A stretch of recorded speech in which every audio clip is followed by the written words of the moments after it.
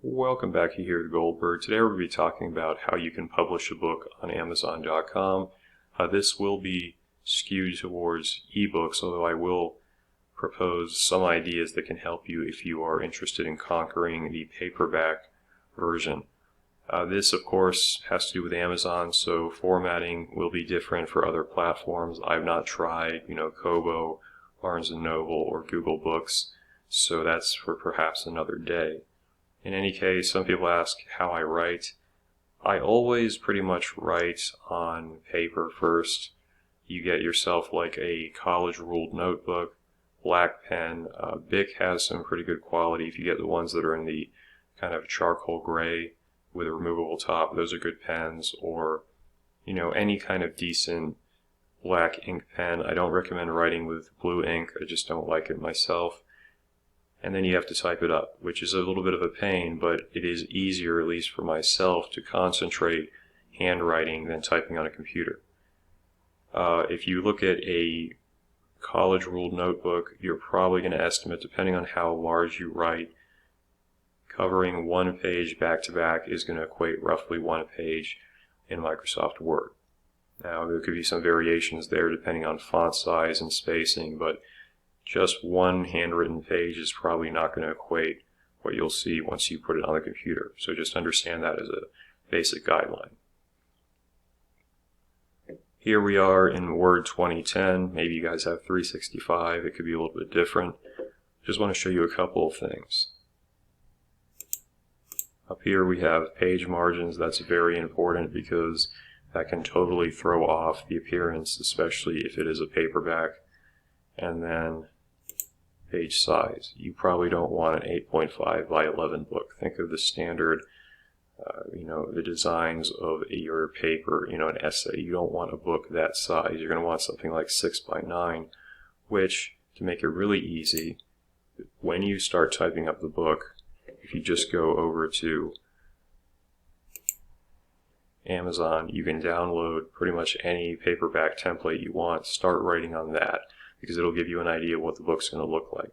Do not order a cover or spine design until you have put everything in the proper page size, because it can radically reshape what it's going to actually appear to be in the final product. In fact, the last book I did on fascism, I had to pay the person extra because I didn't convert the page size in time. So it's just something to be aware of. Going back to Microsoft Word, this is one of the most important lessons that any writer is going to learn if you are using Word as your processor. The reason my first paperback book had some formatting problems, because Amazon doesn't really let you order copies before you release it, which is a huge flaw in my personal opinion. You should be able to take a look at the final appearance before you are actually offering it for sale. But this is going to help you a great deal. So you right-click, go to paragraph, line and page breaks. Make sure that this keep lines together is not checked, because what that will do, if you have a long paragraph that you would want it to be stretching from one page to the next, it will throw that entire paragraph on one page, and you'll be left with these massive blocks of white space that look horrendous. Make sure that's unchecked. If that's unchecked, your final product, when you upload it to Amazon, it might have a few problems where, let's say there's a heading that needs to be enter space down a bit on the document, and that's an easy fix. But otherwise it's going to look bad if you keep that thing in place. And then even when you get to that cover or that preview, make sure you're going through every page. Don't just go, yeah, it looks good, because you might not see certain things on the middle of the book, especially if it's a longer text. So just things that I've learned in the process, so you might want to take a look. We go over here to, this is Kindle Create, and this is the platform that allows you to publish ebooks, to format them. You can now do the paperbacks as well, but when I tried it for the last book, it was still immensely clunky, so they have some work to do. But here you see I've uploaded the little book example, which is not a full book, obviously, and you can take a look at that. It's probably going to be a bestseller. So With an ebook, you don't actually have to create a table of contents because you can just go through the book and put it together at the beginning. So if this was a full-length book, when you upload it, it'll say, hey, are these your headings? It'll detect pretty well, although not all of them. So what I'm going to do here, I'll highlight how to be a Chad, and I go over to the side, you see it says chapter title. Now I've got a chapter title. If I wanted it to be the book title, or let's say I wanted it to be a subtitle, there we go. If I want it to be the book title, like that. Formatting, I know it's cut off because of the window screen, but you can actually, you have a couple of different options, which I think Book Early is the most professional looking. You can change the appearance of the headlines. And what it'll do, if you say this is a heading, it'll start putting that into the table of contents. So when the person opens it up, they can have a hyperlink that'll take them to that chapter.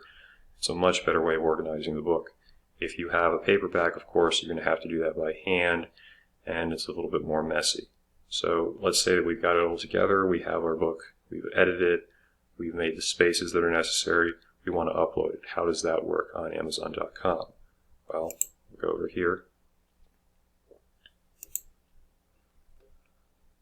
This is the bookshelf, and let's just go into one of my published books. We'll start with details.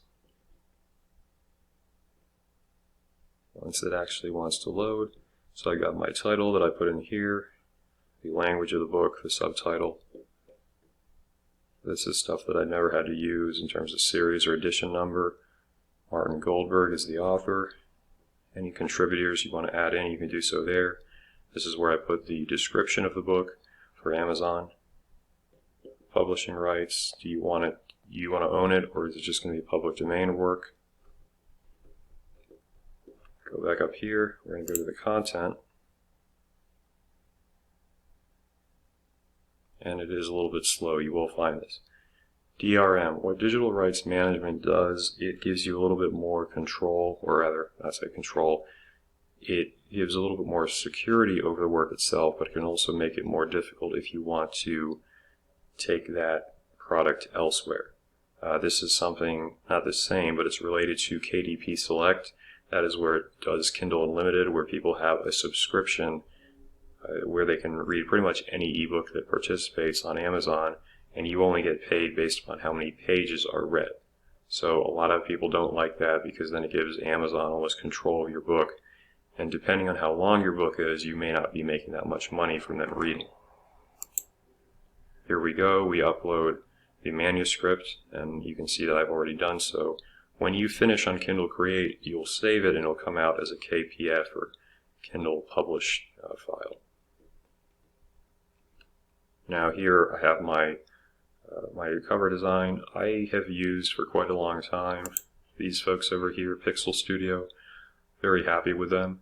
So they will do the basic cover and they do a good job. Now if you want more of the full package with the spine design and everything, it's a little bit more money. Now alternatively, you can just have the copy or the cover made, and there are other people on Fiverr who will actually make the spine and the back. It'll just do that conversion for a lower rate.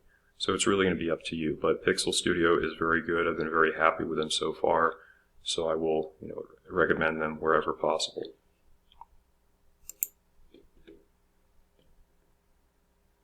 There you have the book previewer, which obviously if you have used Kindle Create as for an ebook is less important. This is really crucial, however, if it's a paperback. That's where you go in and it's going to show you how your book looks. If your book has massive spaces, if it's got formatting errors, that's where you're going to check on it. So don't just glaze over that because you want to be over with it.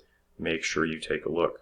If you're not good at proofreading, you can go on Fiverr and you can pay people to proofread your book.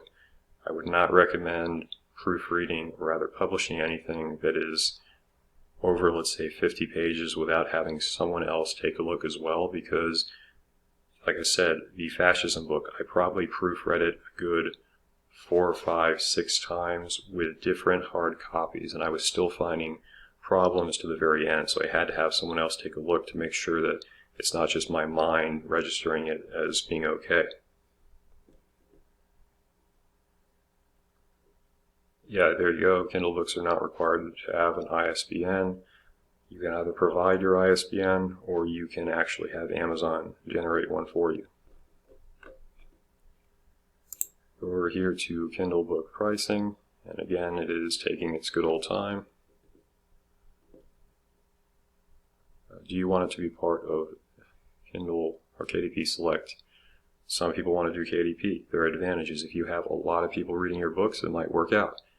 I typically find, though, if it's a short book and you're only being paid like less than 10 cents a page, if they read the entire book, you make less money than if they just had to buy the book itself. So that's a decision you have to make, whether you care about, the revenue or not. This has to do with what kind of territories for licensing and rights. Not terribly important. Here we go to royalties and pricing. So you have two different plans. I typically use the 70% one. So you can see if someone sells it for $4.99, you're going to get $3.47. If you're under the 35% royalty plan, you're going to get $1.75. And that's again going to be based upon jurisdiction and whatnot. Book lending. That's something where if they've got Kindle and they want to let someone else try it out, they can do so. And there we have the terms and conditions, so then you get to publish it. So this is a process that it can be time consuming. If you're not outsourcing a lot of stuff in terms of proofreading, it can definitely take time. But if you're interested in publishing, it's definitely well worth the effort. So I hope this video was useful. The main difference, I will make one more point in terms of the paperback. The reason you want to make sure that the page design and the size is correct is because this happened to me with the fascism book. If you order the cover and then you change the page, your page count will be off, which means they're going to have to probably redesign the spine. Also, if your book is below a certain number of pages, they can't write your name and the title on the spine, which is not a big deal, but it's just something to be aware of. But yeah, publishing an ebook is much easier than publishing a paperback, but the way I see it is the paperback, if someone buys it, they've got it. They can distribute it. It can't just be deleted from the internet.com. So that's my view. And if there are any other topics you want to see brought up, please drop them below.